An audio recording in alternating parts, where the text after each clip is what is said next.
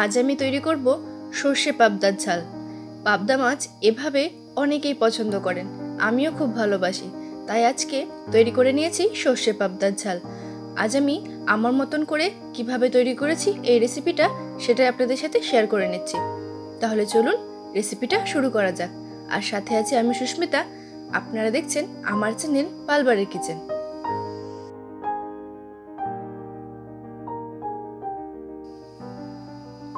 সর্ষে পাবদার ঝাল তৈরি করার জন্য প্রথমে নিয়ে নিয়েছি পাবদা মাছ, পরিষ্কার করে ভালোভাবে ধুয়ে নিয়েছি।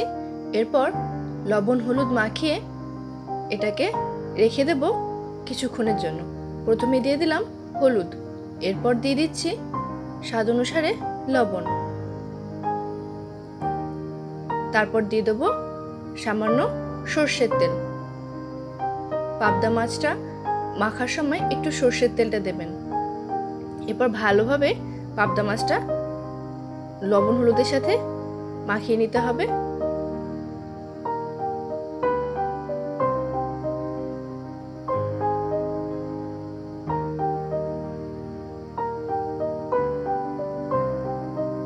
পাবদা মাছের গায়ে খুব ভালোভাবে লবণ হলুদ মাখিয়ে নেওয়া আমার হয়ে গেছে। এরপর 10-15 মিনিট এভাবে একটু রেখে দেবো।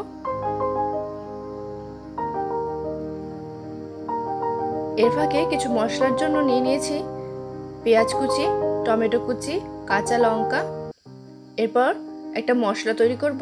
মিক্সিং জারে দিয়ে দিলাম পোস্ত, সর্ষে আর কাঁচা লঙ্কা, সামান্য লবণ দিয়ে দিলাম, আর দিয়ে দিচ্ছি সামান্য 1 চিমটে হলুদ। এরপর মশলাটা পেস্ট করে নেব। মশলাটা পেস্ট করে নেওয়া হয়ে গেছে।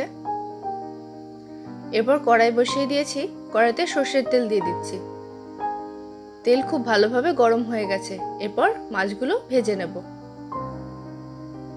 মাছ দিয়ে দিয়েছি, মাছটা একটা পাশ ভাজা হয়ে গেছে, অপর পাশটা উল্টে দিচ্ছি।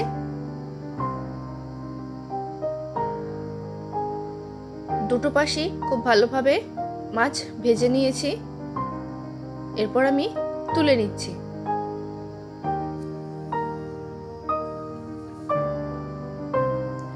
একইভাবে বাকি মাছগুলো আমি ভেজে তুলে নেব। সমস্ত মাছগুলো ভেজে নেওয়া হয়ে গেছে। এরপর ওই তেলেই ফোড়নে দিয়ে দিলাম কালো জিরে। কালো জিরেটা একটু নাড়াচাড়া করব, খুব বেশিক্ষণ নাড়াচাড়া করব না, তাহলে তিতো লাগবে। এরপর দিয়ে দিলাম পেঁয়াজ কুচি। পেঁয়াজ কুচিটা দিয়ে একটু প্রথমে ভেজে নেব।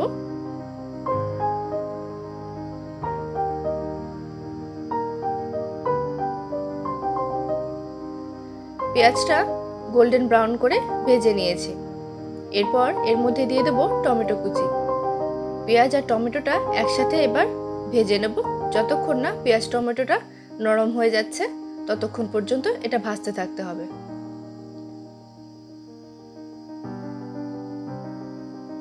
পেঁয়াজ টমেটো ভাজতে ভাজতে এই সময় আমি দিয়ে দেব পরিমাণ মতো হলুদ আর লবণ। লবণ হলুদ দিয়ে আবারও টমেটো পেঁয়াজটাকে ভালোভাবে ভেজে নিতে হবে। যখন টমেটোটা একদম নরম হয়ে যাবে তখন আমি এর মধ্যে পরিমাণ মতো জল দিয়ে দেব। দেখুন টমেটোটা একদম সেদ্ধ হয়ে গেছে। এখন আমি দিয়ে দেব জল। গ্রেভিটা আপনারা যেরকম রাখতে পছন্দ করবেন সেই অনুপাতে জলটা দিয়ে দেবেন। জলটা দিয়ে আমি একটু নাড়াচাড়া করে দিচ্ছি। এরপর ঝোলটাকে ফুটতে দেব।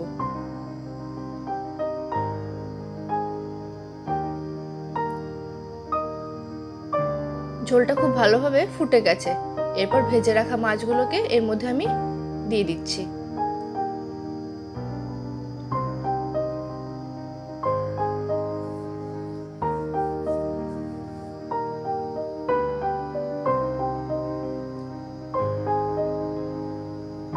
মাছগুলো দিয়ে হালকা হাতে একটু নাড়াচাড়া করে দিচ্ছি। মাছগুলো যাতে ভেঙে না যায় সেভাবে একটু হালকা হাতে নাড়াচাড়া করে নিতে হবে। মাছটা দেওয়ার পর আরও কিছুক্ষণ ভালো করে ঝোলটাকে ফুটিয়ে নিয়েছি। তারপর দিয়ে দিচ্ছি যে মশলাটা আমি পেস্ট করে রেখেছিলাম সেই মশলা। এই মশলাটা দিয়ে ভালো করে ঝোলের সাথে মিশিয়ে নিতে হবে। তারপর আবারও এটাকে কিছুক্ষণ ফুটিয়ে নিতে হবে।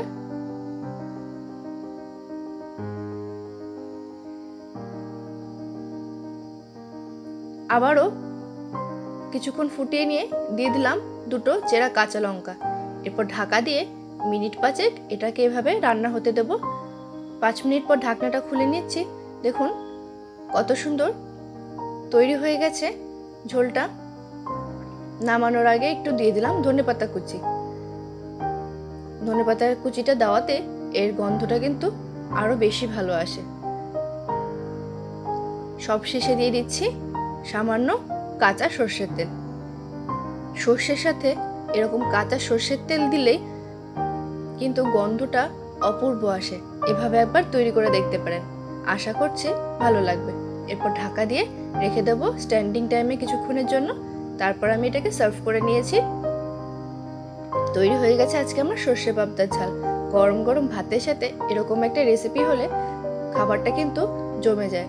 তাহলে আজকে আমার এই রেসিপিটা কেমন লাগলো অবশ্যই একটা ছোট্ট কমেন্ট করে জানাবেন। ভালো লাগলে ভিডিওটিতে একটা লাইক করে দেবেন আর আমার চ্যানেলটি সাবস্ক্রাইব করে পাশে থাকা বেল আইকনটা প্রেস করে দেবেন।